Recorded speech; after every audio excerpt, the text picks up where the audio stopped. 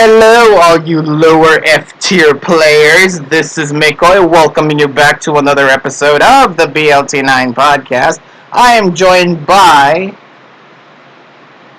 Year 2004, and my god, I didn't expect that. Well, I made that goof off last time in the qualifiers tier list, and I want to bring it back because it was so funny of me just saying lower F tier. Nico, you should never call your own gags funny. Are you saying I'm not funny? Personal business. Are you saying I'm not funny? No, I'm saying you shouldn't call your own gags funny. Fine. Anyway, last time we've covered not round one, but week one predictions. And this time, now that all the remaining 38 matches have been played, Jesus Christ, we're going to go through all the remaining matches and predict week two. Because thankfully, only 2 matches have been played from week 2. Oh boy. Wait, that was the exact same case for week 1, though. I guess, yes. So, in total, we're going to be covering still 40 matches. Oh well. Yeah. Anyway, starting off, we have the Majestic Milotics beating the Ruined Valley Roserades in a 6-4. Pretty surprising, considering I ranked the Roserades number 2, but the Milotics pulled off quite the upset. Quite the upset. I don't know. I consider this an upset more than most people, but yeah. Surprising that the Roserades lost, even though objectively they have the better team. Actually, most of these are not upsets, in my opinion. Okay, we'll go through them one by one and see what happens. So first off, we have at Subers, we have 7U992 losing to Michael Derbest. This one was the longest game. The description brief, it was a 220 turn game. Yes. And it was stall from 7U992's part. Basically, Michael Derbest brought some good stuff to break the stall. He brought Ice Rider Calyrex. Banding. With Trick. Yes. So this was by far the longest BLT game of the week. And Michael Derbest actually brought some good. Not by far. There was some near 200 turn games as well. Yeah, but this was the longest. GMC versus GW was also a pretty long one at over 180 turns. Yeah. So you did mention that Michael did bring some really good breakers of stall. We got Trick Glastrier, you got Blissey, walling most status and special attacks, which is good. 7U992 brought the Blissey. No, Michael also brought his own Blissey. I don't recall this. So yeah, the game, it was very standard Ubers, very long, very winding. Oh yeah, I guess he did bring a Blissey. It was. Did he use it at all though? I don't think so. But yeah. Wait, no, he did. He just sent it in occasionally versus 7U992's Xerneas? Toxapex. Oh, okay. Well, yeah, that's what I mean by saying it walled most status and special attacks. This guy, he brought a Toxapex to Ubers. Yeah. So, the game was pretty just standard Ubers affair. It was just pretty, it was... No, it was not standard. You don't bring a Xatu to Ubers and call it standard. I mean, if you need a Magic Bounce user, I think Xatu is probably one up there. If not, you're using a trend. No one uses a Magic Bounce on Ubers, period. So it's not standard. I guess so. But the game, was pretty meh, honestly. After 140... after 144...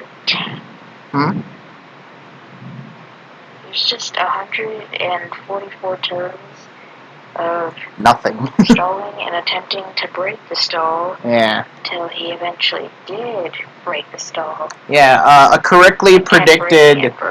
A correctly predicted Glacial Lance killed 7U992's Yveltal, and that started that downhill momentum that 7U992 had, because Michael just started picking up kills left and right.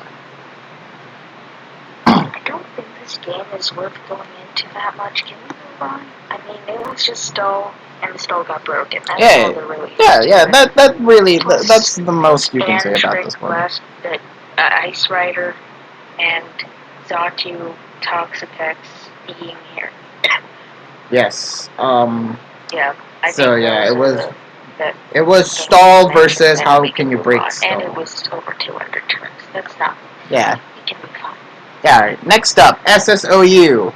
Kyotoshi losing to Spookies, which may come up as a surprise to some people, but when you actually go down and sit and watch the game itself, you realize that Spookies actually played better. There was also hacks involved, like the Tapu Bulu got frozen. Yes. And there might have been a couple toxic messes. There was also a lot of unconventional sets that I've seen. For example, the Aerial Ace Kartana. You had the Tapu Bulu having Bulk Up and Horn Leech Synthesis, which you never really saw in Bulu. And and Life Orb. Yeah, and Hydreigon Fire Spin. Yeah, I'm going to assume that was a mistake. I was thinking like Flamethrower, Fire Blast, but no, Fire Spin? What are you gonna trap? Fire Blast, it accidentally put Fire Spin. What are you gonna trap with Fire Spin? Frickin' Ferrothorn, I guess? I don't know. But yeah, over the course of the game, Spookies just generally played better, and Kyotoshi's lack of ground typing proved detrimental to him. Not truly, no. You think so? It's just that they froze the Bulu. He's only electric resist. That was pretty detrimental. Yeah, the Spookies doing the ice punching, like, you just kind of have to expect a freeze every now and then when Buzzwole is just easily ice punching the Bulu. You just kind of have to expect the freeze. I hate to say it, I literally expected the freeze when it happened. Yeah, as a competitive Mons player, as a veteran who has watched thousands of Pokemon games over the years, you just kind of have to expect the status being 100% of the time. Yeah, if they spam a move, expect the status. Yep. So yeah, that was pray it doesn't happen. A good win by Spooky Z. Let's hope Kyotoshi bounces back this week. Allow me to also just point out, Kyotoshi clearly made a few wrong calls. Like, there were some 50-50s that went on. Like, he was probably predicting, he might switch out, or he might call a switch. However, he did not, and he ended up killing, like, at least 2 of Kyotoshi's Mons based on wrong reads from Kyotoshi. Kind of over predicted, and that in turn cost Kyotoshi the game. Yeah, or at least it cost him 2 Mons. At least 2 Mons. Exactly. So poor Kyo. Let's hope he bounces back next week. Next up, we have Los Shoto losing to Easy. That one was pretty close, that one was pretty close, actually. It was, you think so? Hyper Offense versus Hyper Offense. Oh, yeah. This was the Hyper Offensive game.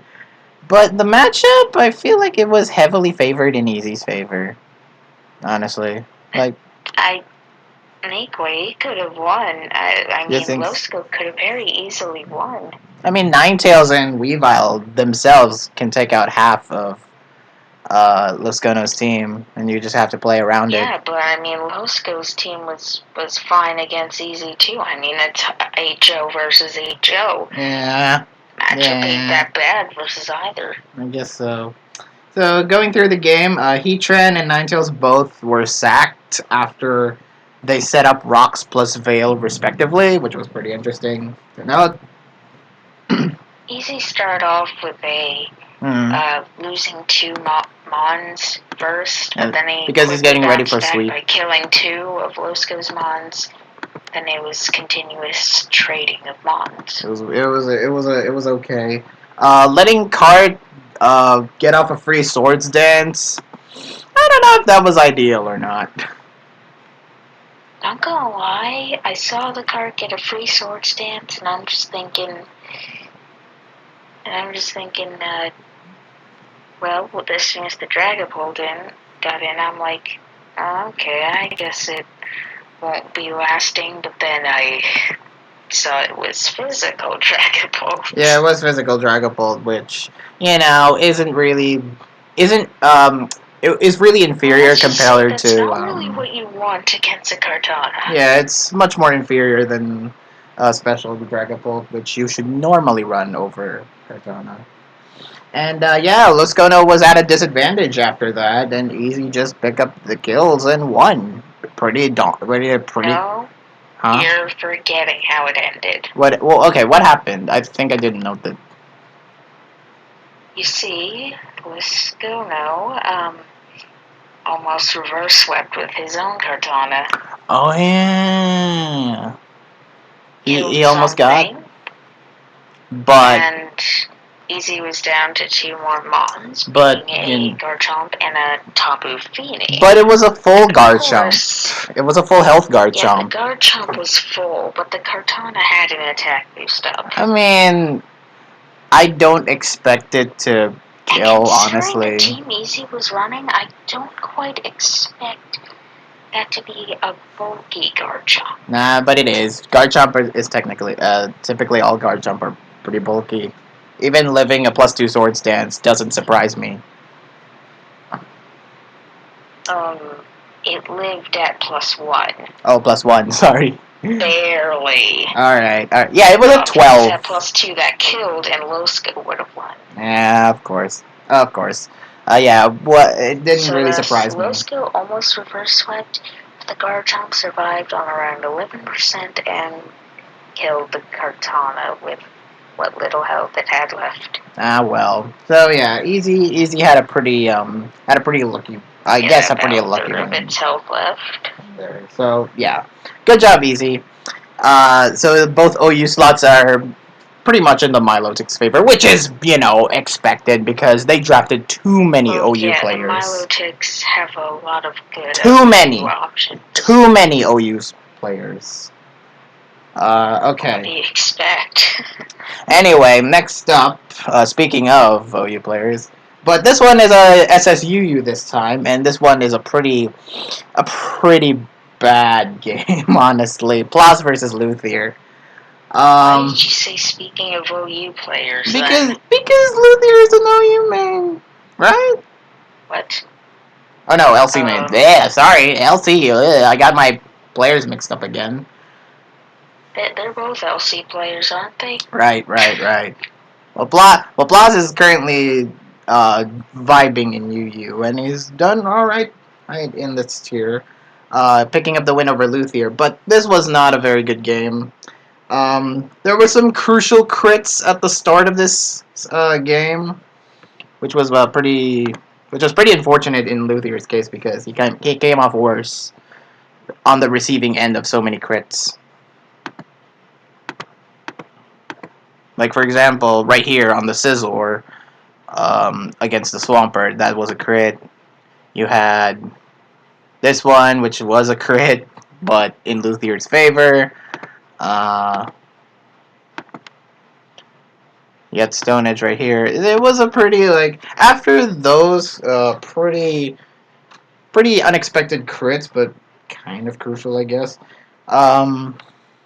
Another thing to note is that they had a Scizor war at the middle of this thing, which Ploss's Scizor ultimately KO'd Luthier's with dual Wing Beat.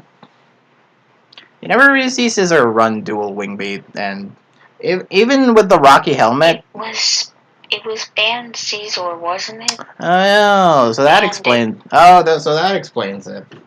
So yeah, pure attacking Scizor, that's probably why it had it. So yeah, despite the Rocky Helmet, Ploss's Scizor took out Luthier's. Very good. The last couple of turns in this game was really unfortunate for Luthier, honestly. you had... Okay, so you have the Amoonguss versus Nihil... The Amoonguss and Nihilego versus all of the 4 Mons. Luthier had chances, but, you know, the crit on Amoonguss right here sucked. And then, of course... What crit? Oh, no, the crit on Nihilego sucked. What crit? It was the end. The end. Turn 28. What crit are you referring to? The Zygarde critting the Nihilego with Outrage. You think that mattered? No. No, what other thing that mattered is that Luthier kept missing moves. Like, that outrage, I don't think that mattered. That was obviously Banded Zydog, and Nihilego has no defense. Yeah, and the fact that Luthier kept missing crucial moves, that also, I guess I will call it matter, but just put Luthier in a much worse position than normally would. Like first the Necrozma missing the Heat Wave on the Zarude was pretty bad, and of course the Stun Spore on the Thunderous. So yeah, It was a pretty bad loss for Luthier. Plus 1. Very good for Plus, but I hope Luthier bounces back, especially with a pretty hype game next week. But we'll talk about that later. All right, next up we have. We've already talked about Zio Trip versus Splores, and we can skip it. And we can also skip friggin' Anarchist. Yay, we can skip that too. So next up we have... Because I don't remember the game. Next up we have London versus Seis. This had a really fun start, honestly. We had a Water Spout, Water Spout Jellicent, of course, taking out Sandaconda, but, and then of course Lauren just came in. We had Rockslide Gallade. Scarf Rockslide Gallade. Taking out Charizard. Very, very good to see. It was good to see London using Stunfisk and using it well. I really like the usage of Stunfisk in this game. Because it kept walling hits, it kept toxicking what you needed to toxic, paralyze what you needed to paralyze. It was a good wall, I'd say. Let me just say, Seis had no Jellicent wall. He didn't, and that is the unfortunate thing. I don't know if anything in the tier really walls a Jellicent with Water Spout or Shadow Ball, but I guess if you have it's just kind of weak to this. Yeah, I guess if you guys have all did not take a Shadow Ball well. If you had if you had Shadow Ball, if you had something like max special defensive investment on Lorantis, I guess, but you got Shadow Ball, man. Despite the contrary, I don't know. I'm pretty sure Shadow Ball did over half, and I'm pretty sure a full power Water Spout specs also did over half to even Lorantis. Rip. So, Jellicent just kept critting Water Spout. With a Water Spout, you got crit the Articuno Galar, you crit the Rotom as well, and then the rest. Do you think that mattered? Nope. Though? Nope. Not at all. Could have mattered for Articuno Galar. Not at all. I don't really know if that Mon's a bulky one or not, but definitely didn't matter for Rotom. And especially if it was toxic and stuff like that. So yeah, it was, and then in the end, of course, London, it was clear that London had the Mon's advantage over Seis and picked up the win. All right. Next up, we have Kither versus Heroic Tobias. Yeah, that's just Kither being better. I mean, nothing really much to say here. First of all, Kither's Diglett strat didn't ultimately pave out. He was trying to Earth Power Tobias's Diglett, but didn't Wait really. a minute, was this the game that had a weird Abra set? No, that was another one. The Sub-Focus Punch Abra, that's common. No, I mean, there was an Abra. It had a shell bell, I think. Oh, And, I think this was. I think and this it was the wasn't set. Magic Guard. Oh, I think this was the set. Yeah, I think this may have been the game. So. Yeah, the freaking Abra. Hmm. Is this the game with the... Yeah, this is the strange Abra. The strange Abra set. Yeah, with not substitute, you got pointed to rocks and got Shadow Ball, Psychic, and Focus Punch. Really weird set, honestly. No, the move set itself is not weird, but it took damage from rocks, and there's no coughing in sight. I guess you had Inner Focus to try to offset Fake Out, I guess. I don't know. Yeah, I hope so. Ultimately, what killed it for me, at least. Also, if you look closely here, he withdraws the Abra in front of a Diglett. Oh, that's right. So that's why you had Shed Shell. It's a Shell Bell Abra. Oh, Shell Bell. Sorry. Yeah, you're right. It's a non-magic card Shell Bell Abra. What a weird set, but you know, you never quite really know with these LCE mains. So yeah, what killed it for me, especially in this game, was the Marini. The Marini burning Minfu. Because that, I don't know if that one was the it might have not been the choke actually, but yeah, this was a pretty unfortunate sight here. Minfu getting burned from Marini. Unfortunate there. Of course, you had Cortana trying to sweep at the end, but uh, let's see. Did you just say Cortana? I said Carvana. Carvana. I'm 90% sure you said Cortana. Oops. If I did say Cartana, I'll note that. Funny, haha. So yeah, Carvana. Turn 34. Tobias went for Crunch and not the water move on Minfu. Weird that. Maybe it predicted it. I don't know. No, it probably not. So that ended up costing Tobias the game. He could have swept with Psychic Fangs. Uh, Psychic Fangs. Carvana. Excuse me, to take out Marini and something else to take out Gurki. I don't know. Maybe he did lose to Gurki either way, but still, It wasn't. It was Kither being better, as you said. Next up, the game that pretty much broke me, basically. The most infuriating.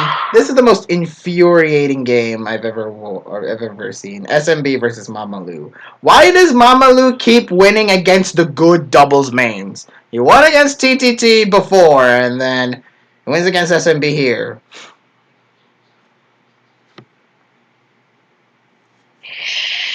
I don't know if it's really worth saying how the game played out. Let's just note the hacks. Yeah, well, not the hack. Well, I gotta note this because SMB brought one of the most basic Trick Room teams I think I've ever seen. I credit to the Tdnt though. Trick Room plus Naganadu? Yeah, well, Basic?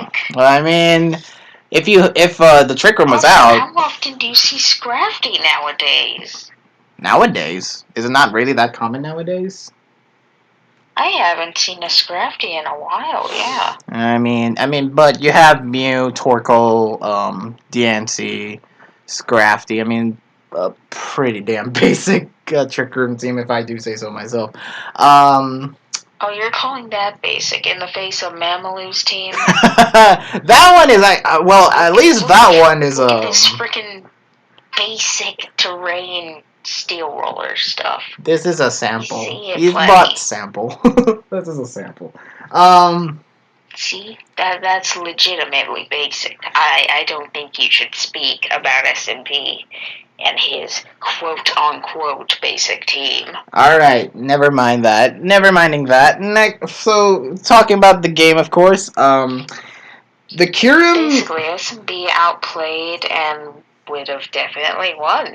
Yeah, first off, missing Kyurem with the Diamond Storm was a pretty bad omen. It was the start of a series of unfortunate events for SMB because Mamalu's Fini kept hitting the Muddy Waters accuracy drop, unallowing Mew to just basically take out with Earth Power the Incineroar and the Kyurem.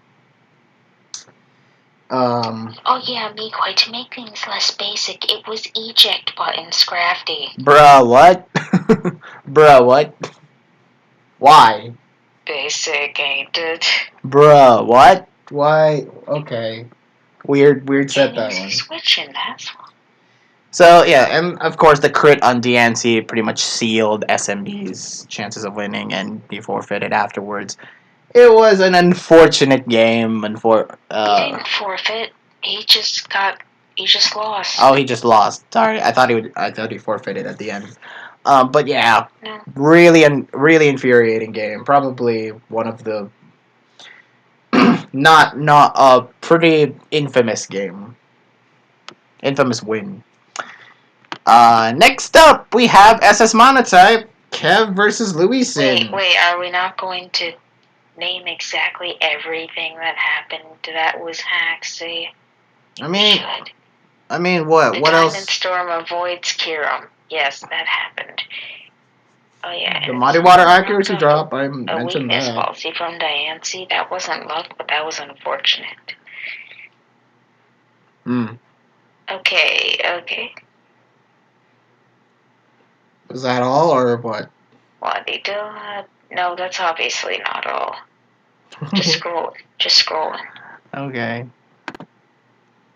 Oh yeah, I forgot to mention the Metagross critting the top of Fini. And another thing. So after all the hacks, next up we have Kev versus Louison. I really didn't expect Louison to win over Big Kev. But Kev didn't play too well. Yeah, Kev played a weird game, and Louison, even if the matchup is flying versus electric, Louison had a good game. Taking a look at this game, of course, Zeraora having choice band was good, but he kind of sacked it, which was really weird. Wait, it was choice? It was choice banned, yeah. Didn't know that. But yeah, he failed to predict the earthquake right about... Let's see. I don't right know about if he here. failed to predict it. He might have just intended to sack it for some unknown reason. I don't know. What would he have sacked? Zapdos is gone. Rotom is low. Or yellow. Excuse me. But yeah, it was weird. It was weird that he went for Play Rough. Maybe he was trying to predict Moltres or Dragonite. I don't know. But yeah, weird there. Dragonite sweep at the end, and yeah, I mean yeah. Honestly, electric and flying, you might see that as a unfair matchup, but no, flying is just too good. Yeah, the team itself is too good against fine that versus electric nowadays. Yeah, flying beats electric because of Dragonite. Dragonite is full. There's a literal Landorus. What are you Or talking Landorus, yeah. Dragonite plus Lando. There. There's also a Zapdos, which is neutral to electric. Not really. What do you mean, not really? Just saying. No, you're right. Zapdos is neutral. But, it's good. But, Zapdos versus... Yeah, it takes neutral damage. Alright, so that's the end of the Rosaroids versus Milotics. Let's move on now to the Laprases versus Solgaleos, which you guys won with 7-3. Congratulations.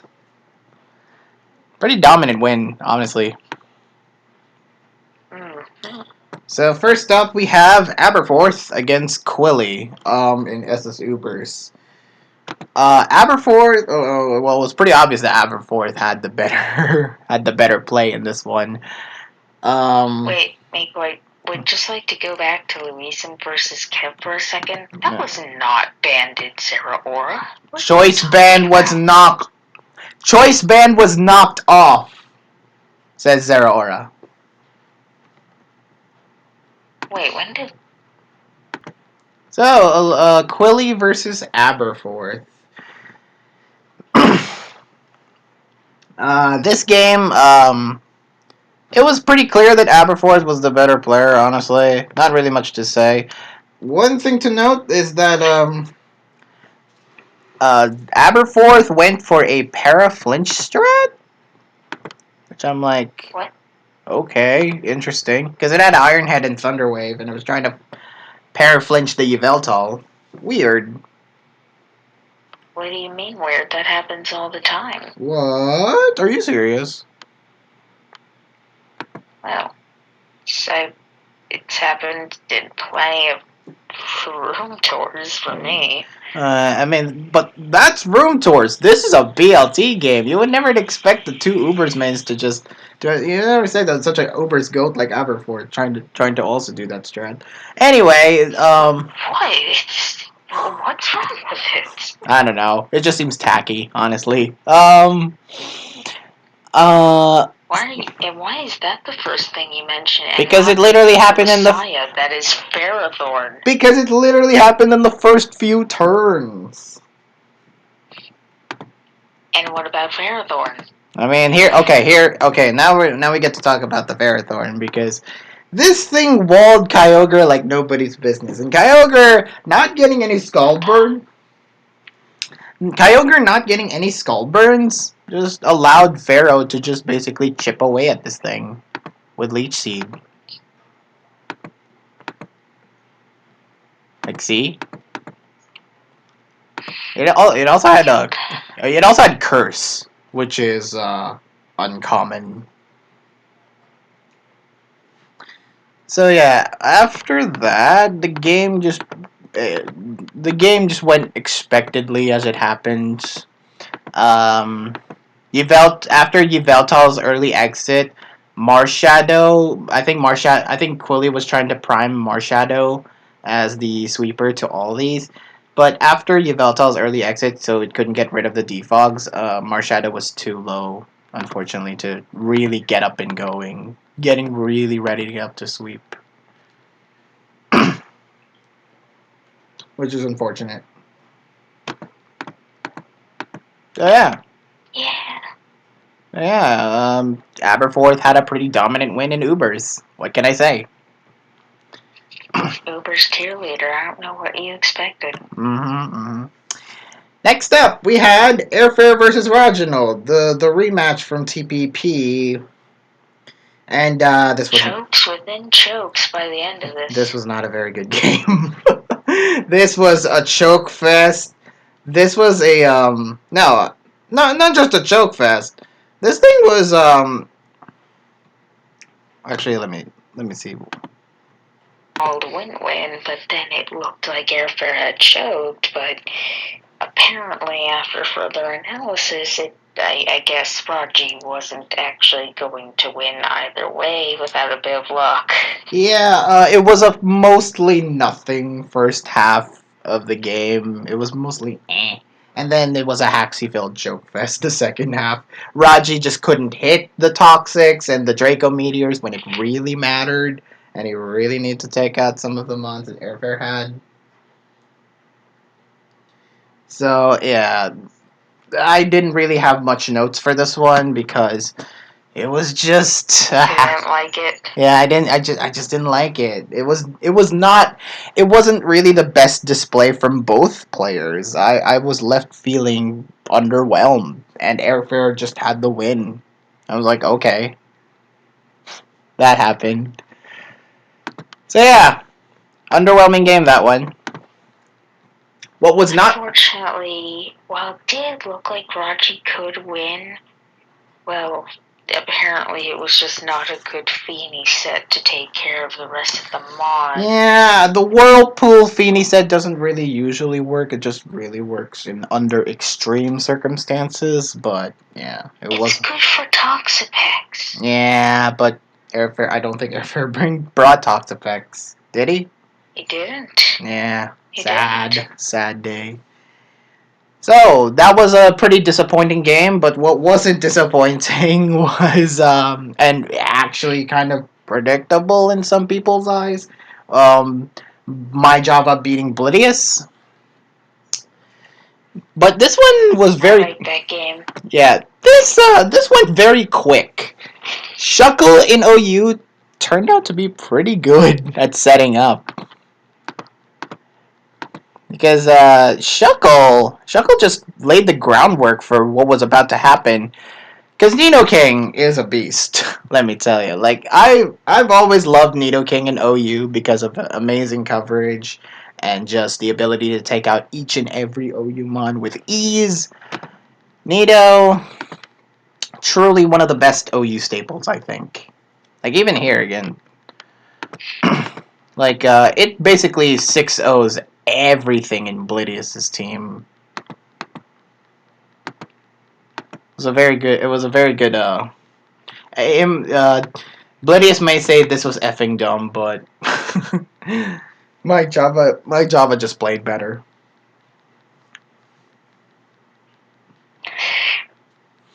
My Java just clicked after a certain point, so I don't know what you're talking about. He just played. He just brought a fire team, that's what. I mean, true. So yeah, that was the end for that was the end. I was wrong. I predicted Blidius to win, so ha, boo me. All right. Next up, Oras Mega versus Udon Girl. We caught this game live. Oh yeah. We caught this game live, and suffice it to say, freaking Udon Girl played actually pretty brilliantly against Fejiro. Again. See, the team was very Mamoswine weak. Mm-hmm. And the dude brought Mamoswine. Mm-hmm. Yet, Udon Girl dealt with it. Mm-hmm. Of course, Udon Girl brought max speed choice mines. Typical Udon Girl. No, she didn't. Wait, did you say max speed choice mons? You That's said normal. you mentioned to me when we were watching the game live. You mentioned it wasn't max HP choice mons, it was max speed choice mons. Yeah, that's normal. What? Normal? Normal for Udon Girl sets, yes. Mikoi, everyone brings max speed choice mons when they're choiced. What are you talking about? Bruh, like, are you okay? like max, what? Max, what is it? Scarf Diggersby? Yeah. What? It was Scarf Diggersby. What? Okay, and I think the Salamence was also Specs, right? Or no, it was Togekiss. Sorry. No. Togekiss. Togekiss was Specs. Togekiss was Specs, and really okay. Um. So a couple of things. Oras Mega. He pressure stalled, PP stalled the Togekiss, which isn't really one of the most effective plays, honestly. I mean, yes, you could take out the Air Slash, but... No, I think you have it backwards, Mikoi. What? Togekiss PP stalled the Moltres. Because it kept roosting. It used all of its roosts. Against Togekiss? I think Oras Mega should have really, like, switched around to try to PP stall that way, but okay. Well, you see, he had no Togekiss switch in Mikoi. What are you expecting? I guess. Yeah. That was the big problem in Oras Mega's team. Like, he didn't have any um, real switch-ins against Togekiss, so that was bad. Cobalion, of course, missing a Stone Edge was really crucial. But of course, credit to Udon Girl for not only playing well, but keeping her Diggersby in check and allowed the win. Like she kept the Diggersby in just to pick up those last remaining kills and ultimately won. Good job, Udon. Next up, Arsenine versus Floss. Everyone's highlight RU match. I personally didn't see it, but okay. Floss Floss was playing offensive. Like he was playing with a very offensively viable team, as you can see here. As you can see by the Umbreon, yes. Yes, the Umbreon. The Umbreon is clearly the most offensive Pokemon here.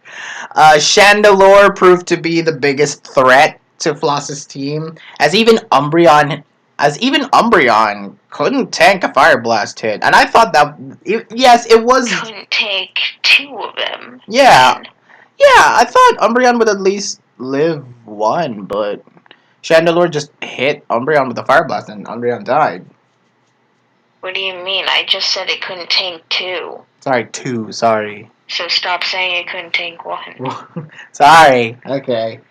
Artis also brought a weird Seismitoad set, but he got two freezes from Ice Punch. So okay. What do you mean it was weird? What was it again? It was frick, what was it? Let's see. Where's the Umbreon? There was the Umbreon kill. Reveal your Seismitoad set. It was knockoff, Stealth Rock, Ice Punch, and something else. And of course, move-wise, it was pretty normal. Bruh. Actually, in general, it was very normal. Bruh, I've never seen a Seismitoad with knockoff and Ice Punch.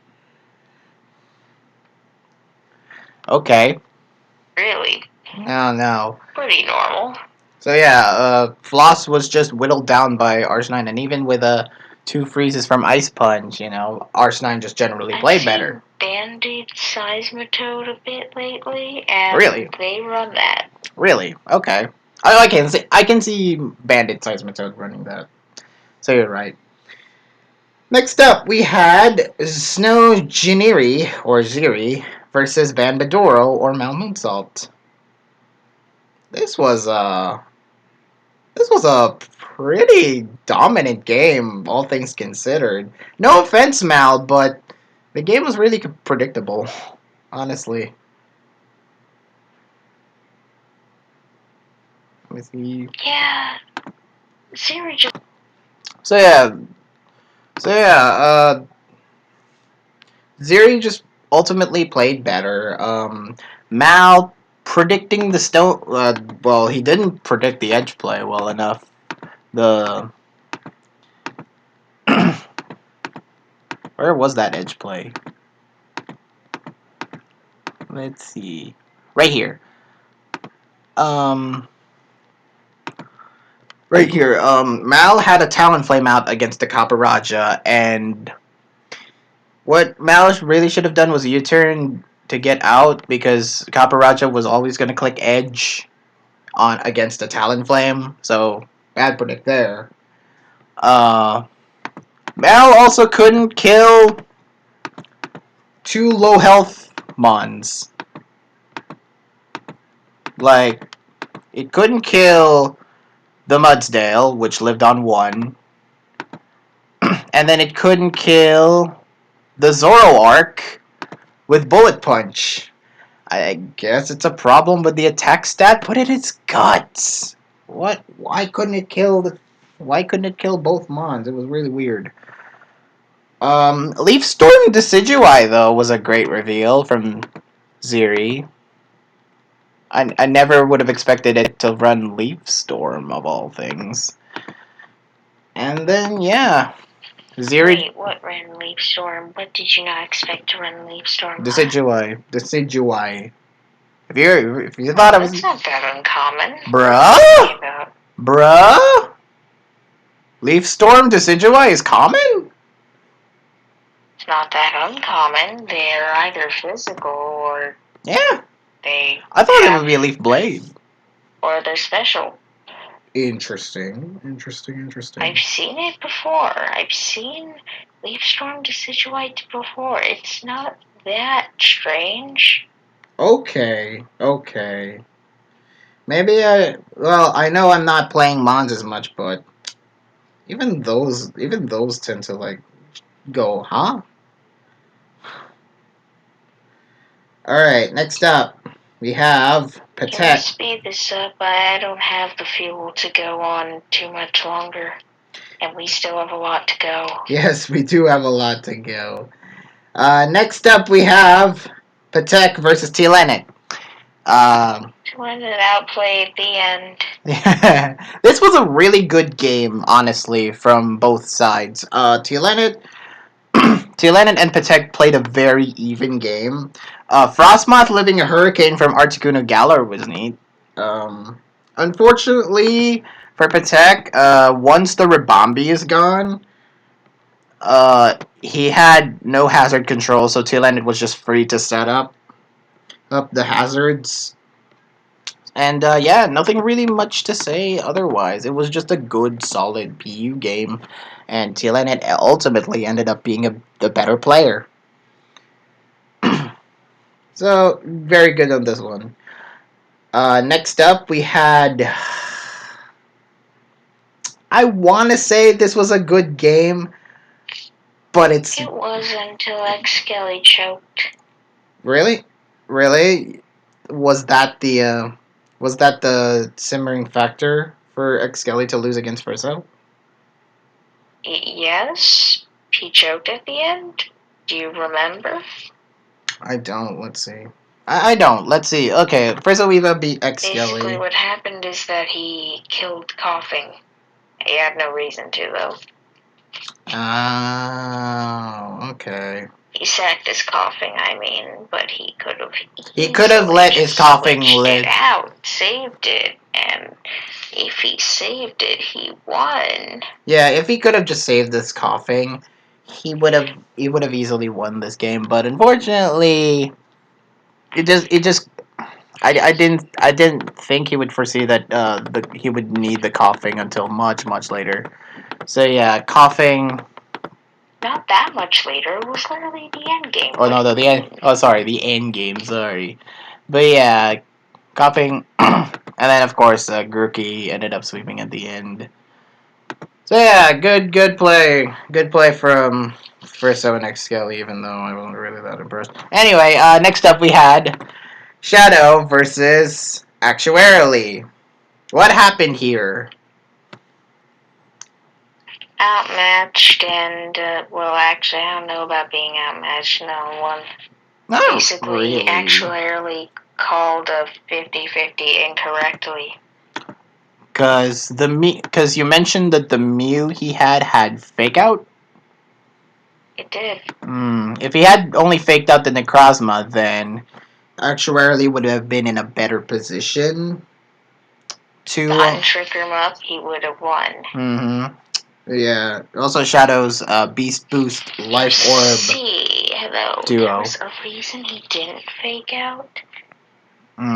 Why is that? There was a rather strong chance that Shadow Monster simply switches out the Meganodon and switches in the DD, and then Psychic Terrain goes up, and you can't use Fake Out.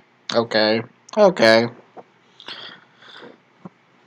So yeah, weird. So yeah, the 50-50 incorrect play ultimately cost Actuary the game. Also, would like to note out that both of Shadow's Beast Boost mons have Life Orb. And of course, the Psychic duo, these two, clean the rest of the game. Next up, we have Pote versus Maroon. This one, Fairy versus Ground. First of all. Second of all is that, Maroon made some pretty dang good plays. Like, power whipping the Feeny and EQing the Coco on the switch in. That was really good. That was really clever. Um, Poe wasn't really slacking on the builds either. He had a pretty interesting Bulu set again with the substitute bulk up Horn Leech thing. Pretty interesting, and of course the Psy Shock plays later on in the game was pretty good. Clef, Lando being able to break through Clef with +2 sword stance was pretty nice. And yeah, Garchomp and Nidoking just ultimately teamed up and ultimately gave Maroon the win. I'd say a pretty decent win for Maroon there. Alright, next up we have... I know Pokeart's probably asleep right now, so apologies. Almost. So, next up we have the Jirachis versus the Swamperts in a tie. Which surprised me because, you know, yes, the Swamperts do have a pretty hard matchup against the Jirachis, but credit to them. They made some really, they had some surprises. So they had some really surprise wins, which lots of people might call them not surprised, but I don't mind. First up, we have FC defeating Panurakata in a pretty FC heavy game. Let's see what happened here. We can move on now. Yeah, a Quick Claw Kyogre was a pretty good. Well, not only that. Well, not only just the Quick Claw Kyogre, he also had Utility Umbrella Blissey, which was pretty neat. It was interesting, yes. Of course, Panu bringing Aerodactyl and Weavile to Ubers is interesting. It's been happening lately. There was a Yveltal versus Yveltal one-on-one matchup. That was good. And then, of course, Xerneas, being Xerneas, had to just sweep at the end. Good. What do you expect? It's Xerneas. Of course, it's Xerneas. What else? What else matters there? Next up, we got Starmaster versus Failures in SSOU. This was pretty evident that Starmaster was clearly the better OU player.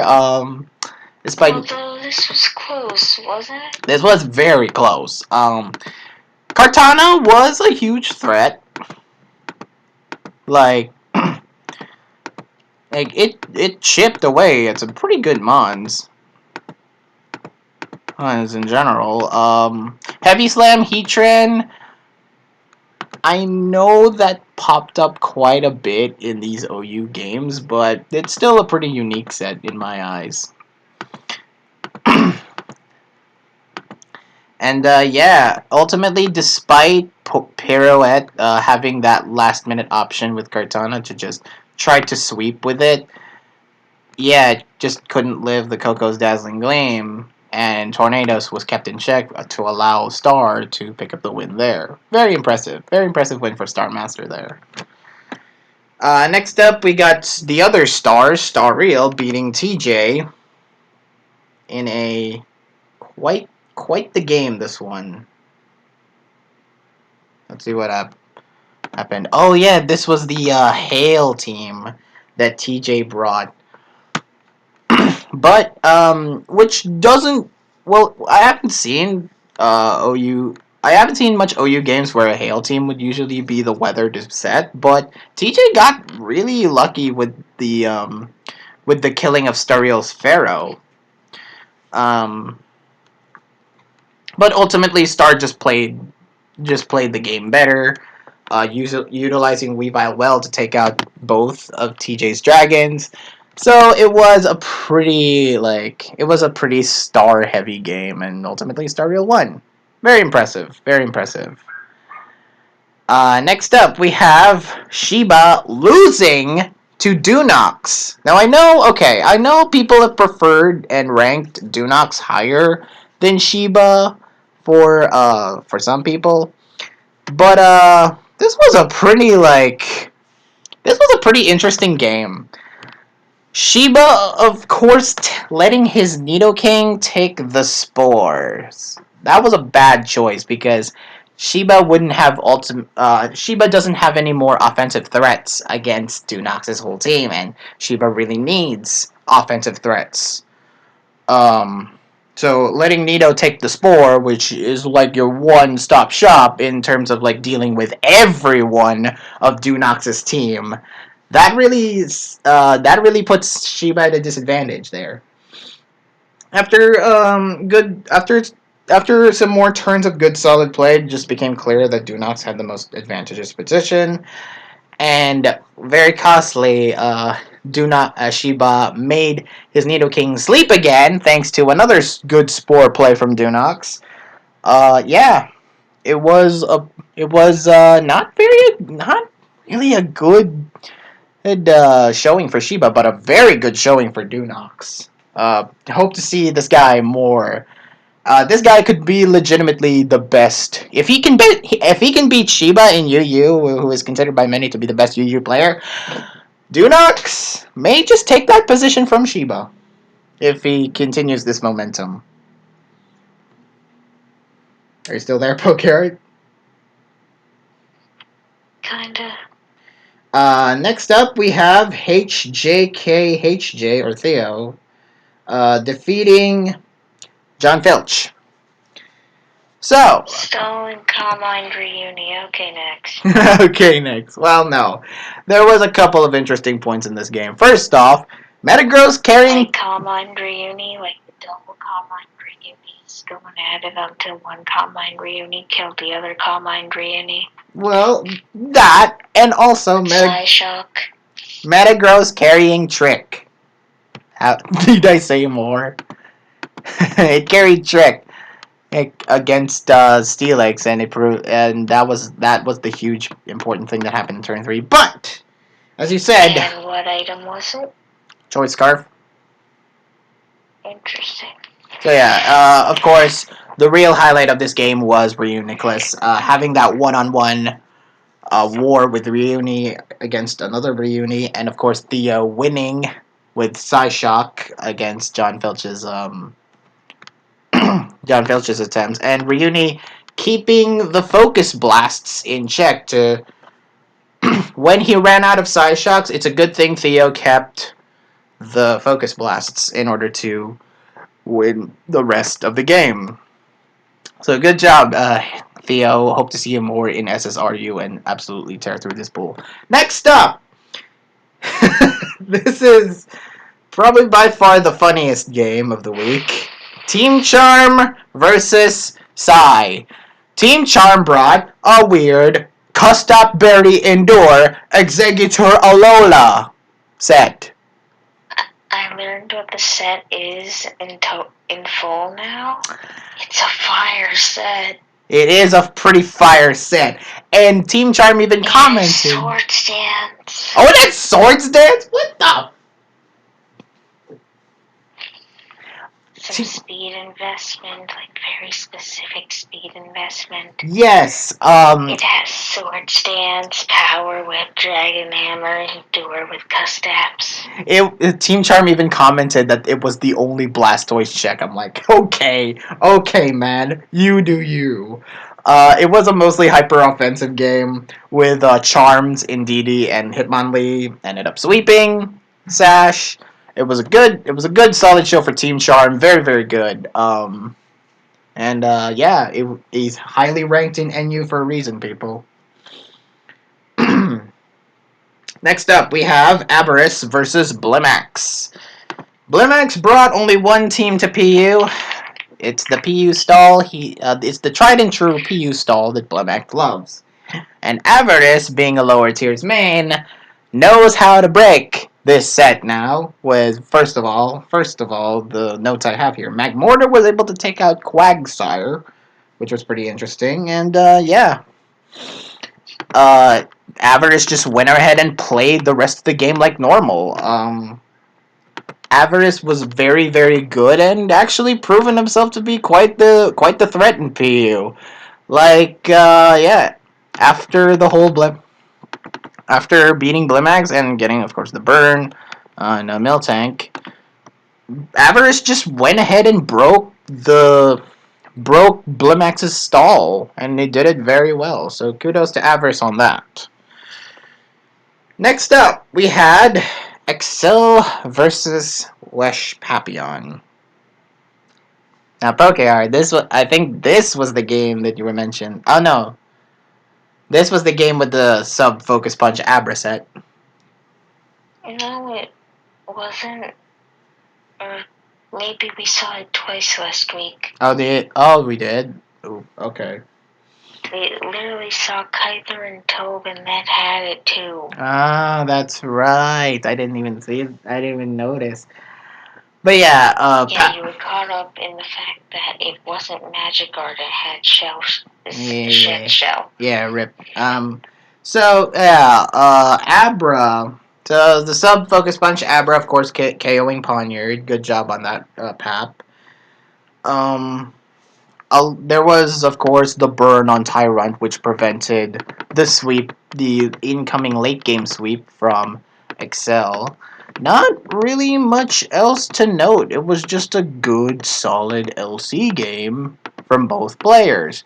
And yes, we have proven, PokeArt, that current Excel just cannot hold a candle now to current PAP, unfortunately.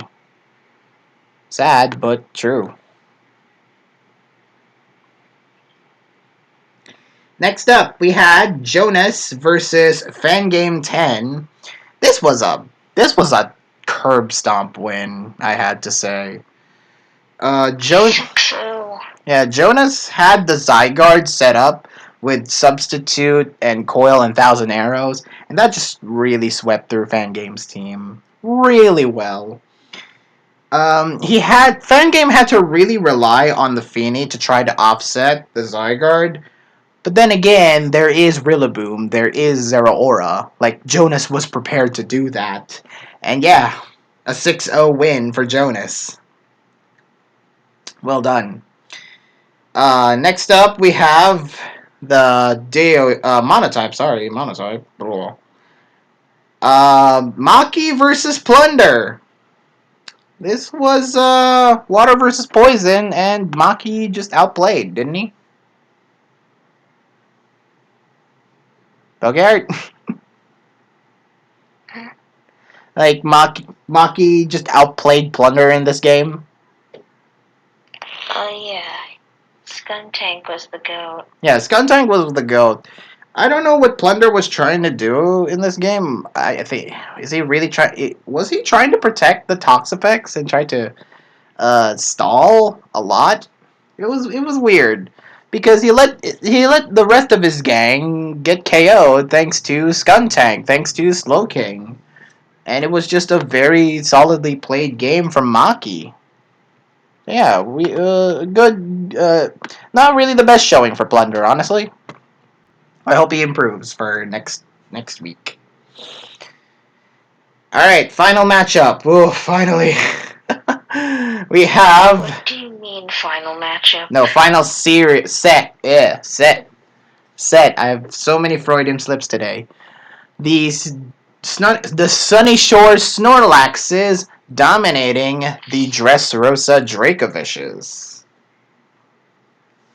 So first up. Let's get through this quickly. Yes. On the verge of passing out. So, SS Ubers. We had Leru versus Royal Reloaded. Nothing else. Nothing. Outplayed. Yeah, nothing much else to say. I mean, okay, the Weavile lead in Ubers was pretty iffy on Royal's side. But then he let his two sweep. Oh yeah, the knockoff play. The knockoff play was interesting. But then Royal Reloaded let his two sweepers die early in the game, and then he sets up with Shuckle. He let two of his sweepers die before he sets up his webs, right? Yes. Why would you do that? Why would you do that? That was just not the most optimal of plays, okay? By the time Royal Reloaded starts to come back, it was already too late because Leru ended up outplaying this and he just won by this point. There was no point anymore. So yeah, Leru won. Very good win for Leru, but not really the best showing, to be honest. Next up we had Tdnt defeating Henny-san. This game. It had an early flame body onto the Buzzwole, which is very nice. Is I'd say I've heard people say that Henny-san uh is a good player in OU, but I just didn't see it. Tdnt was clearly the better player in this one. Lele started to clean house after Henny-san massively overpredicted. Um, so yeah, he ended up getting 6-0'd because of that, so unfortunate there. Next up, Clean versus Zorodark. Excuse me. Um, this was not a very good game either. I didn't like this game as well. It was nice that Zorodark got the win, but it wasn't a very good showing. Where the frick? Yeah, this was not. Mikoi, you just go to the matchups and the replays linked. Okay. No, I have notes. Okay, Clean had a good team. Dare I say it's an even better team than Zorodark, but it just didn't play well. Honestly, Expert Belt Dragapult was just all around better for Zorodark here, and it just ended up utilizing it well. Very nice. Next up is Dugza versus ESM. I didn't expect ESM to get 6-0'd here, personally, but it was pretty clear that Dugza was the better player. So, taking a look at here at this game, ESM had a good thing going with the Necrozma. Oh no, with the Primarina, excuse me. This is Dugza. Um, ESM had a good thing going with the Primarina Calm Minding, but Dugza ultimately caught him with the Psyshock, and ultimately this led to a pretty bad head sweep for ESM. Unfortunately, Dugza just kind of swept him, threw him under, threw him a lot, and the Among Us Choice Scarf trick basically sealed the deal after the scissor was gone. So, good on ya, Dugza, for winning. Next up is Crucified versus Gorex, and what happened in this game? Oh yeah, this was the Pangoro, I think. What's this one? Hold on. Bruh.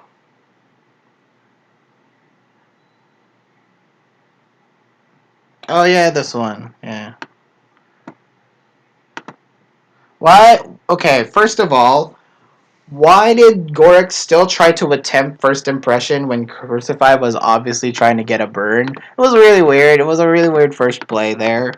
Uh, the Celebi usage, it started off great, but by the end, and yes, he let it out, and yes, he had Recover as well. Well, nothing really much else to say, honestly. It was just a very solidly played game, and Gorex ended up taking the win. Next up, we had GXC defeating GW. This was a long game. Long game. But credit to GXC. He played stall, and he played stall well. The big thing here to highlight was Bronzor, which really didn't get utilized all that much. I thought Bronzor was gonna be like a good stall opponent for GXC, but it did get exploded to death, unfortunately, even after the rest. So rip there. But of course, after GW, who after GW lost the choice specs on the Exploud, the match heavily turned in the favor of GXE, and ultimately, after a long stall game, GW was like, "No, I'm not playing this out. F off, forfeit." So yeah, GXE beat the NU main. Good on you. Next up was Ninja versus Druid. I was not impressed by Druid, honestly. People said that Druid is a good PU main. I don't see it personally in this game. But credit to Ninja though, he did have a pretty well scouted game. First of all, the Haunter. Well, no, actually no. First off, the Glare play onto which was it? The Jellicent, yeah. That was good. But watch what he does with Haunter against Garbodor. First of all, he called the substitute well when Garbodor was going for corrosive gas, which didn't affect it.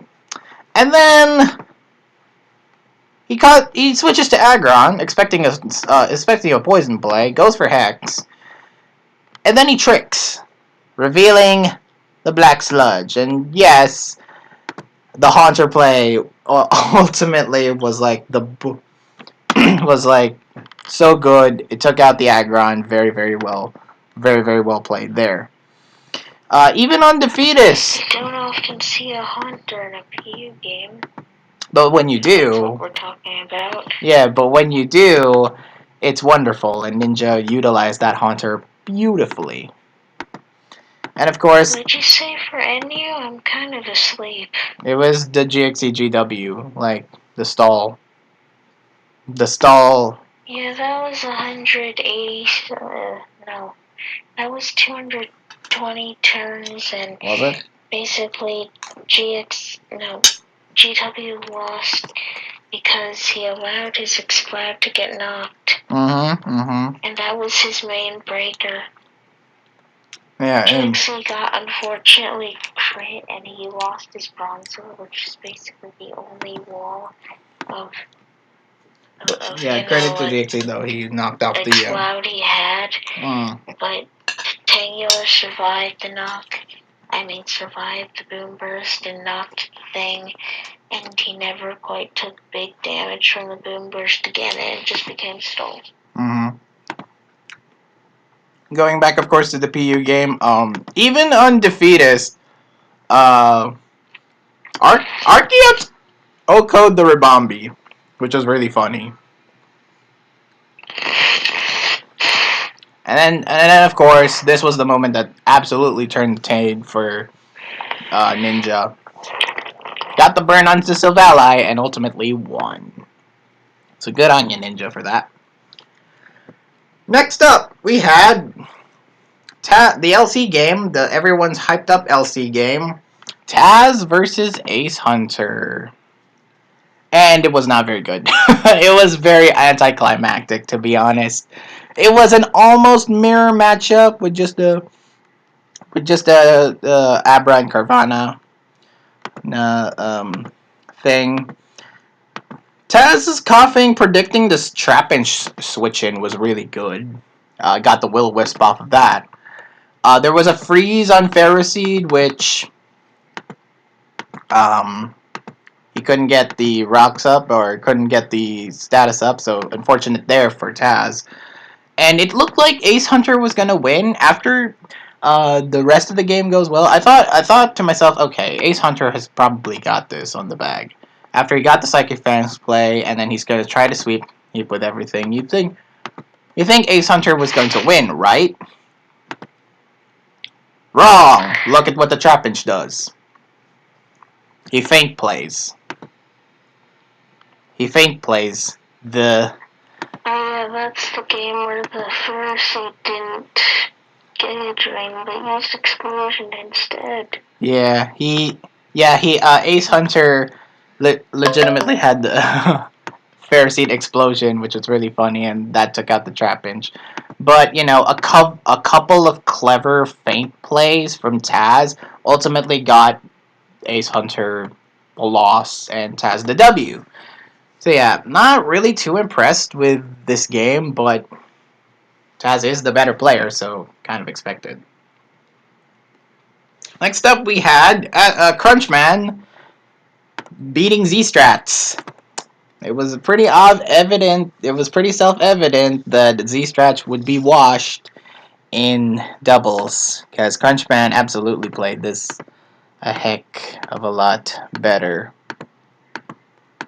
Taking a look at this, Crunchman was particularly hyped about one play he did that was really funny, and it's coming up right now, which is him taking out his own Among Us with Overheat to let Kyurem get in so it can sweep.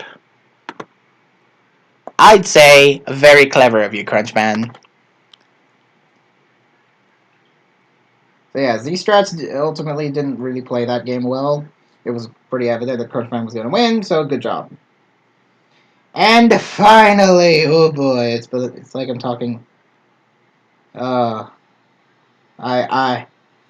It's been a long recording session, but finally, we have Attribute versus Kaguya-Liss. I thought that this was going to be an epic showdown between mono mains.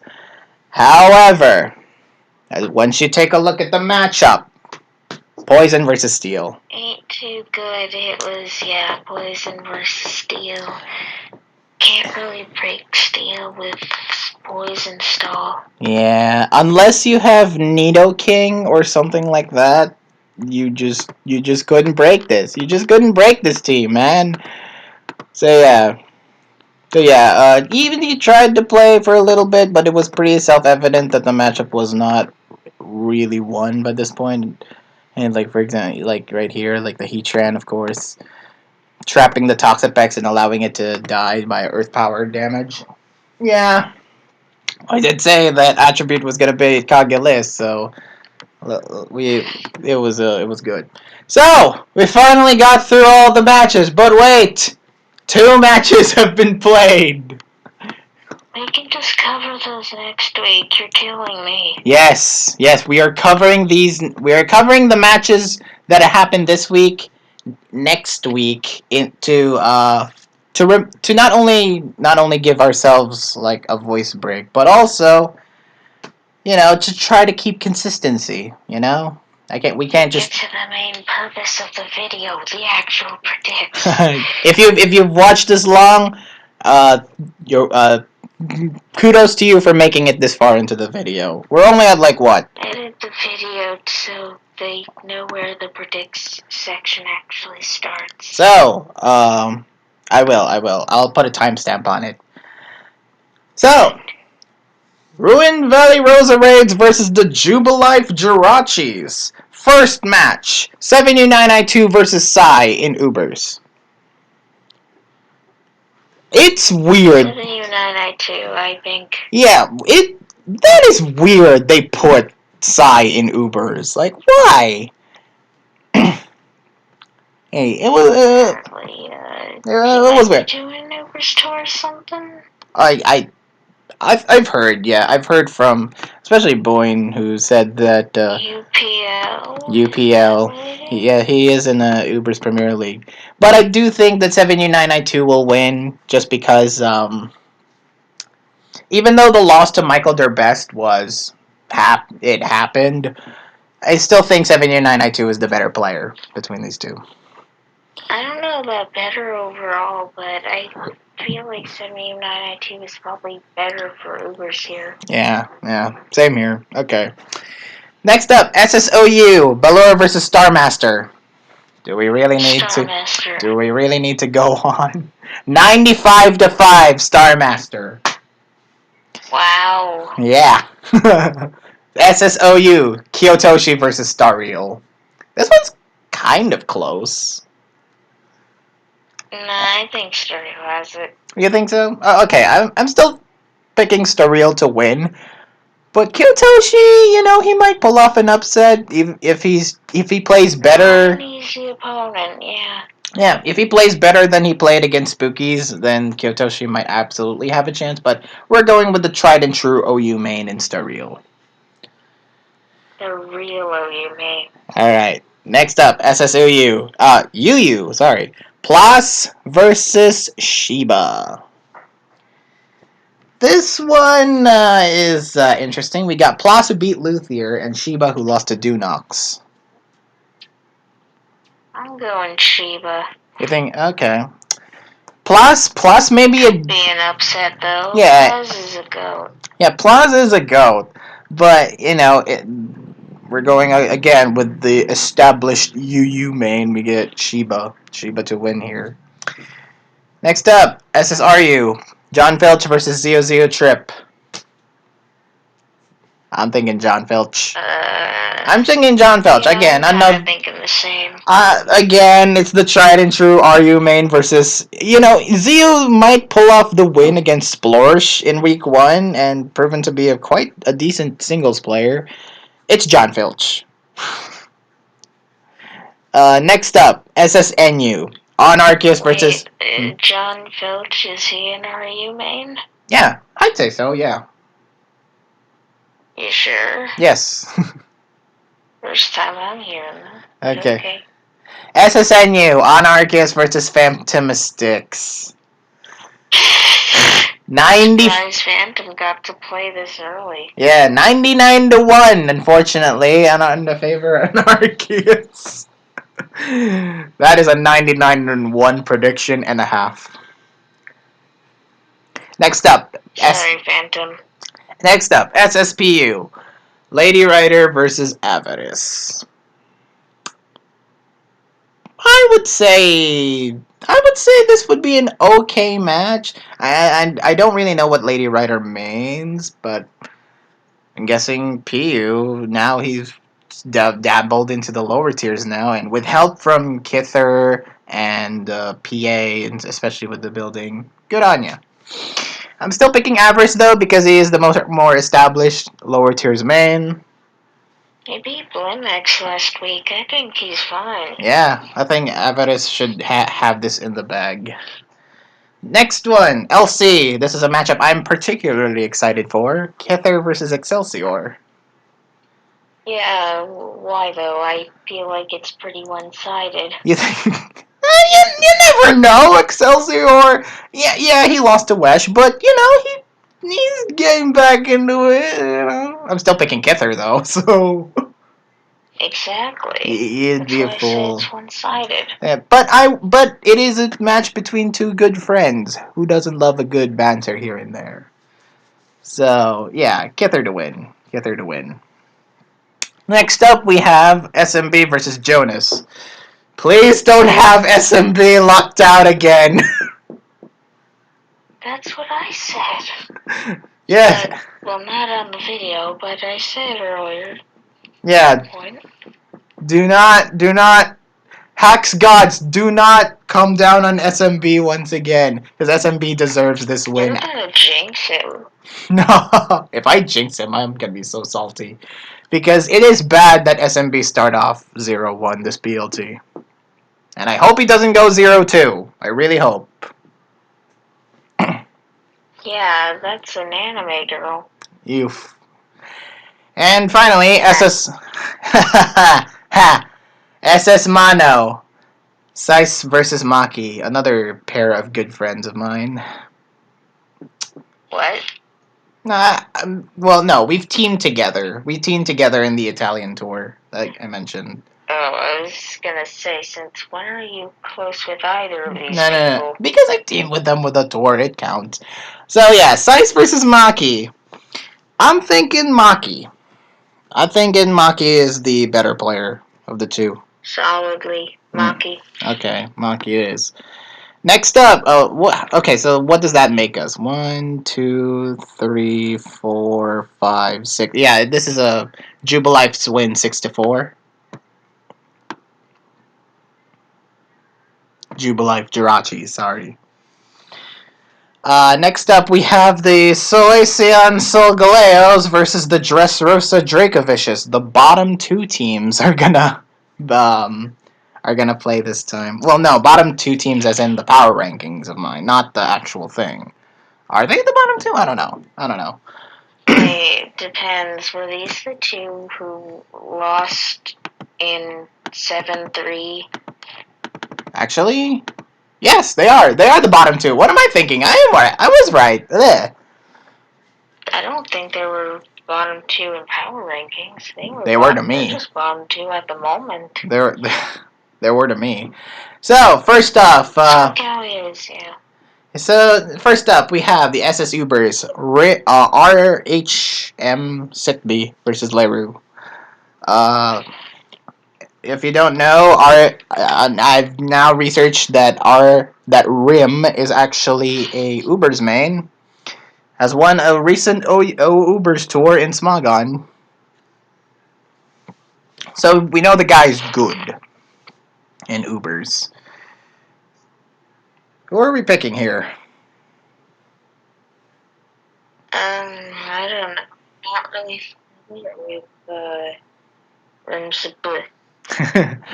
I'm thinking Rimsit B to win, but only slightly. I will not be surprised if Leru wins. Really? I don't know. Despite Leru being Leru. I mean, he beat Royal Reloaded. Does that mean anything? No, not really. Okay. SSU. Oh, OU. Sorry, OU. Got my tears mixed up again. Airfare versus Clean Cuts. I think people are going to predict Clean to win this one. And I would not. I think Clean. Okay. Fair enough. I'm going. Clean only slightly. But because, despite the bad game against Zorodark last week, I think he might pull off and bounce back against Airfare, who came off worse. Yeah, I think despite Clean winning. will win cleanly. Next up, we have SSOU Quilly versus Zern. I'm thinking Zern. I don't see Quilly winning, unfortunately. I don't see either of them winning. I don't know how they really play. Well, I've checked a bunch of Zern's replays to try to familiarize with him. He's all right. I would say he wins here, but would I keep him in OU forever? Not really. Maybe the lower tiers. Maybe the lower tiers. Maybe the lower tiers, but not OU specifically.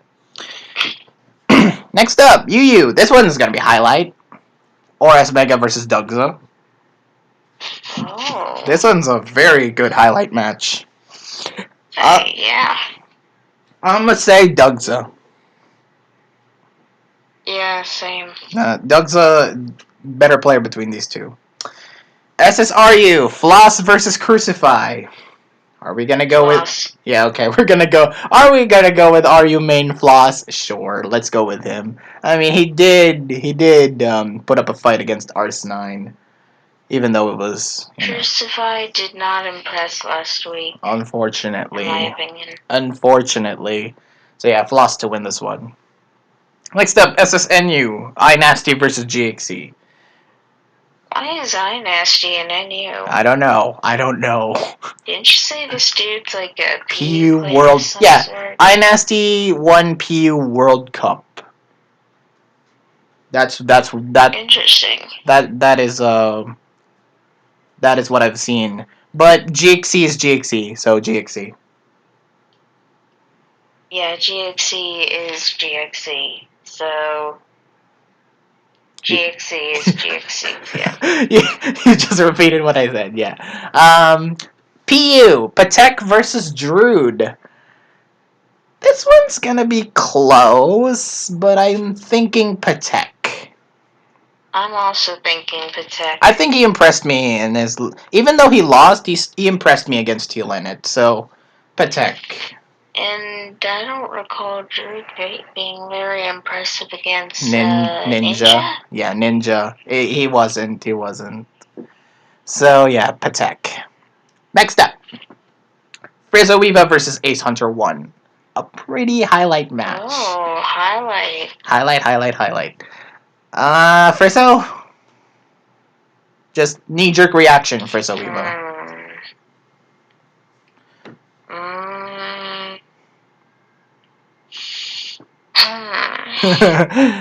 My knee-jerk reaction says Frieza Weaver, but I would not be surprised if Ace Hunter wins. What does that even mean? Like, my first, if you held the gun to me at that point and say, who won against Frieza versus Ace Hunter? I'd say Frieza Weaver. So... Weird example, but okay. So yeah, I'm thinking Frieza. What are you thinking? I would not be surprised if Ace Hunter wins, honestly. I don't really know. I'll put my money on Ace Hunter. Okay. SSDOU, Shadow versus Z-Strats. The rematch. How many is the rematch now? 4, 5? I lost count. Let's say, this is washed Z-Strat, so Shadow Monster. Okay. Alright, and finally... Yeah, the game versus Crunchman, that was pretty washed. Yeah, that was a washed moment for Z-Strats. And finally, SS Monotype, we have Pote versus Cogulus. This should be one-sided. This is one-sided to Cogulus. I think Cogulus is going to win. Yes, definitely. Because Pote ain't really up there with the rest of the pool. So, for the most part. 2, 3... 1, 2, 1, 3, 2, 3, 2, 4, 4, 3, 4, 4, 4, 5, 4, 5, 5. So we're predicting a tie between these two.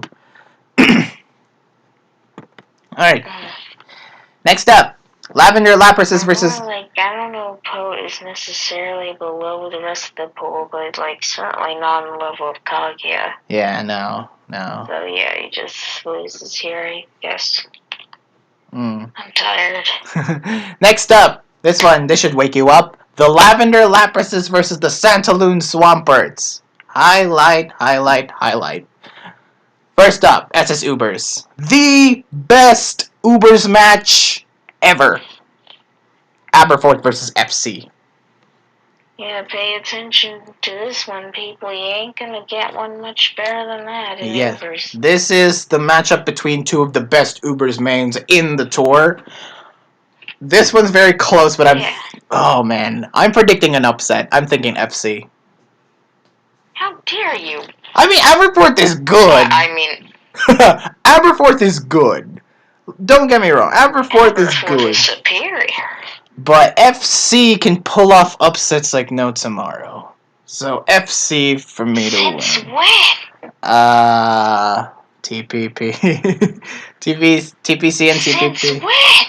I don't know. Man, okay, people. Literally none of those I consider upsets. That was literally none of those were upsets. It was a dominant FC. It was just FC being dominant. And I'd say dominant. I'd say he can put up a fight against Aberforth. We'll see. We'll see about that, Pokeart. Yeah, a fight, but not a win. We'll see about that, Pokeart. Let's see if your Aberforth. Let's see if your Aberforth can take down the GOAT FC. You're saying Aberforth isn't a GOAT? No, he is. He is. Better doubt. Next up, SSOU. Arguably the better Ubers player who went for cheaper. Y'all missed out. Yeah, you missed out on Aberforth. Nerds. SSOU. Harshal versus TJ. Another pretty fun one. I'm thinking Closer than y'all think. Harshal is a GOAT. Yeah, Harshal is a GOAT. You guys, again, missed out on the GOAT that is Harshal 08. I'm thinking Harshal to win against TJ. Mr. 7-1 in OU last year. I'm thinking Harshal to win again, and I think he's gonna go much better. Let's see. Next up. Do you say Harshal's gonna win here? Yes. I'm a little worried. I mean, I hear all the scary stuff about TJ. I mean, we've already said that he was what? An SPL champ, an SCL champ, and he's got 3 trophies. Yeah. So this is gonna be a close fight, but I'm thinking Harshal, but only slightly. I would not be surprised if TJ wins, because I think TJ is the safe pick. I appreciate the support there. Next up, SSOU, Reginald versus Failures. I'm not impressed with Reginald. So Failures. Thinking Pirouette. Do not sleep on Pirouette. He's good. I won't sleep on Pirouette even though I'm really tired. Pirouette to win this one. Next up, SSUU, Udon Girl versus Dunox. This is gonna be the saddest thing. I if I could Saddest? well I could picture this and see Udon Girl. I've pictured this matchup 1,000 times, and I see Udon Girl beating Dunox with some weird ass set. So you're saying you've pictured Udon Girl beating this guy 1,000 times? Maybe. I don't know. No, I could just see scenarios Wow. where. Well, okay, I'm still predicting Dunox because Dunox is genuinely the better player of the two. If Udon Girl wins, I'm appalled. You said you saw Udon Girl beating this man 1,000 times, and then you say, "Oh, I predict this guy." No. I don't predict Udon Girl. Of course you're gonna pick Udon Girl. You're a Lapras. But no, I'm just appalled. Anyway, appalled. Dunox genuinely the better player, but if Udon Girl wins, this match will go down as I want craziness to happen. I want memes to happen. Oh, I'm sure you'll get some. I don't really know what she's planning yet, though. I don't know either. I don't know, man. I don't know. I just don't know. Anyway, SSRU, the Franklin versus Theo. This is gonna be my sleeper pick for highlight match for RU because both players are both players are good, but Arsenine is goater, so I'm picking Arsenine to win. One-sided, in my opinion. Oof. Okay. No faith in Theo. Look, Go Theo. This Theo guy, I'm pretty sure he's like a good all-rounder type player. Right? Kind of. But he's going up against I don't know. Ars9. Does he mean anything? I don't. Lower tiers. Oh. Okay. Okay, but I don't think you can quite compete to Ars9. Yeah, too goated. Ars9 is too goated. Sorry. Like, you actually have to really main the tier, I think, to compete with Ars9. Yeah. In most cases. You just suck because Ars9 is too good. Ars9 is too good in RU. What are you talking about? Lapras has got a steal. Most cases. Alright. Speaking of goats, NU, Ziri versus Team Charm. Okay. This is gonna be fun! Versus the dude who made like several NU tour finals. This is gonna be fun, guys. This is one of my favorite matches. Man, who am I gonna pick on this one? Team Charm or Ziri? The safe. Come on. The safe. Come on, you know what to do. The safe pick is Ziri, but Team Charm has been known to cause upsets in the past. Yes, but I get the feeling this is someone he isn't sure he can win against. You know what? I'm going with the upset. I'm going Team Charm. How could you?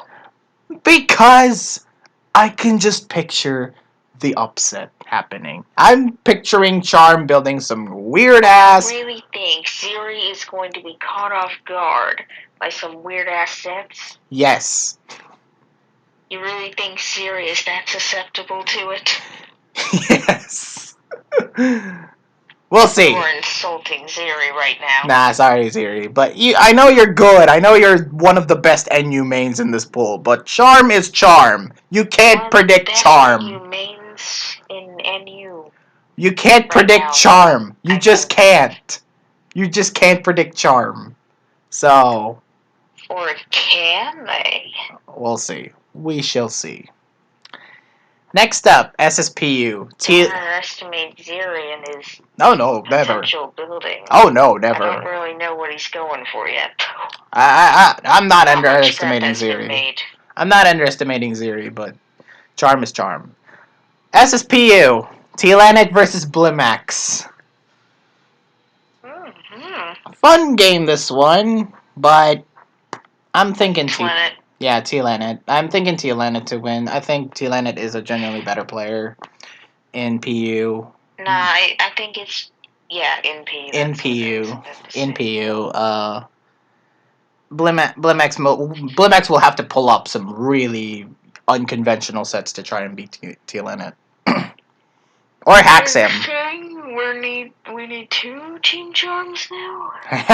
Yes, we do. Alright, next up. I don't think Team Charm plays PU much, but okay. SSLC, Pap versus Skelly. I don't think this is hard. I don't know why Skelly is still playing LC. What? What's wrong with that? I'm thinking. I thought Skelly would do PU or something. Maybe because T Lennox is there. You have to win it. Why? Yeah, why would you? Because T Lennox is here. So Anyway, Pap. I thought you were gonna mention Surfy for a minute. Oh yeah, you do have Surfy on your team. That's right. But yeah, Pap. I don't know if he's really feeling active. I don't know what the deal is, but go for Pap. We just think Skelly is very good, and we believe in him. Okay. Go for Pap. Wish Papillon to win. Next up, Actuarially versus Fan Game 10. Oh no. Get him. Oh no. Why isn't TTTX playing doubles? What the frick? Because he's washed. Actuarially. You have to pick him. You just have to. Poor Fan Game.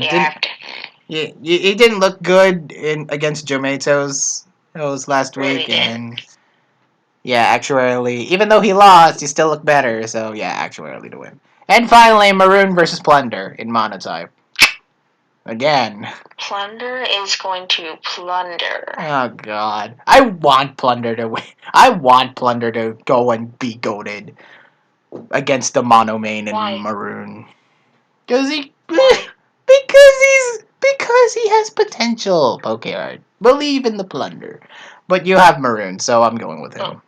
No, I'm not going to believe in the Plunder. You have Maroon. Because you have Maroon. Because you have Maroon. I have to believe in the reddish brownish color that is Maroon. Yeah, Maroon should. I got that right? Yes, you do. Yes, you do. So yeah, Maroon. Right, okay.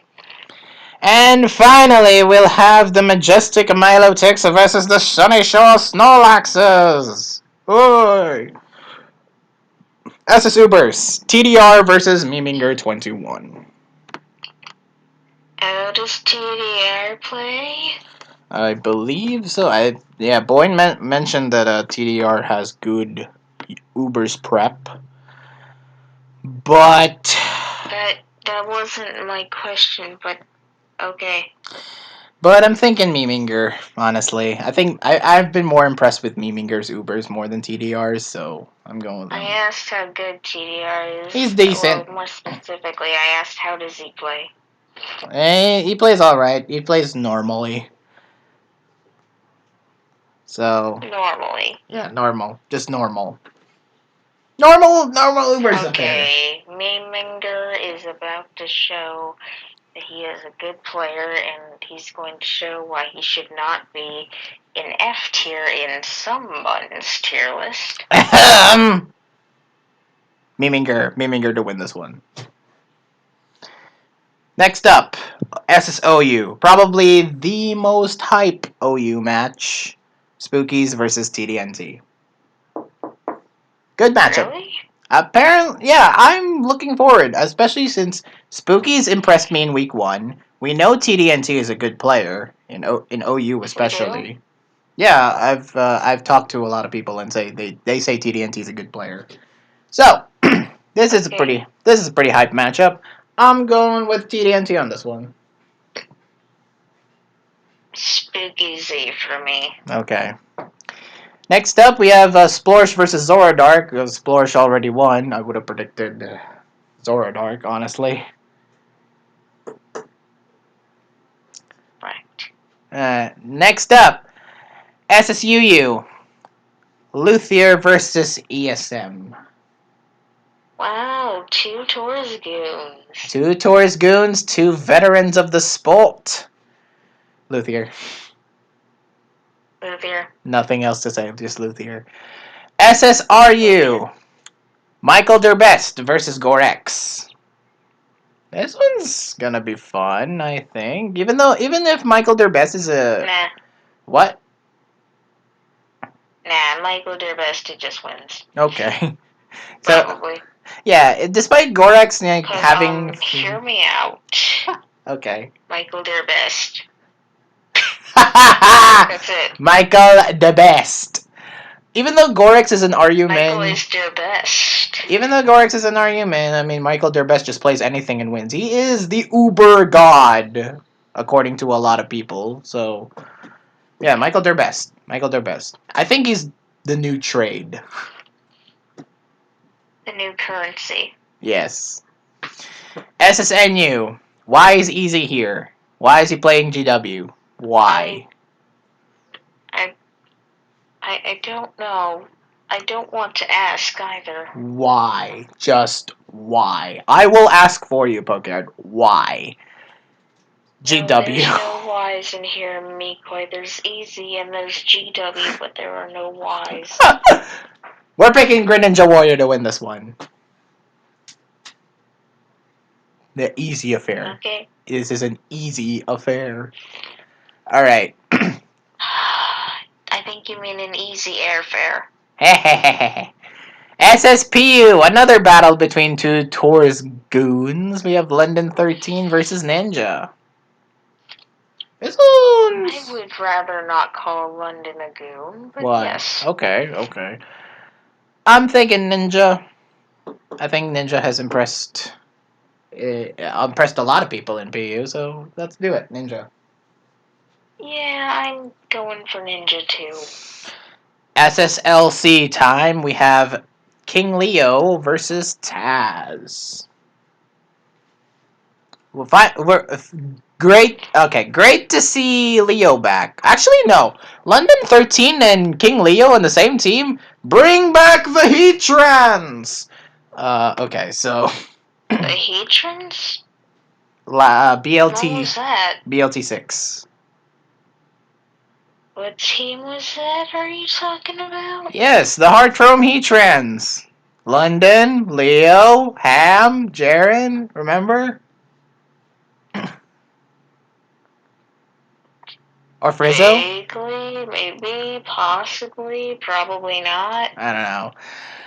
Yeah, but Leo versus Taz, I'm thinking Taz, honestly. Leo may be good, but Taz is ultimately better. Louison versus Crunchman. Taz rhymes with jazz. That's all the proof I need. Louison versus Crunchman in doubles. Crunchman. Yeah, I know Louison plays doubles, and I've heard from you that Louison plays doubles a lot, and is good in it. But how can you go against the meme machine that is Crunchman? You just can't. Wait, he's not a machine. He's a man. He's a Crunchman. I am a man. Okay, yes, Crunchman. And finally, Monotype, Atrix Madara lost to Attribute. We'll talk about that game. Yes. We'll talk about that game next week. We'll talk about both the games, and we'll talk about... Actually, I'm feeling more awake now. We can talk about those 2 games at the end now, if we want. Nah, I'd still rather save them for... Since they're for the same series. We're in that series anyway. We might as well.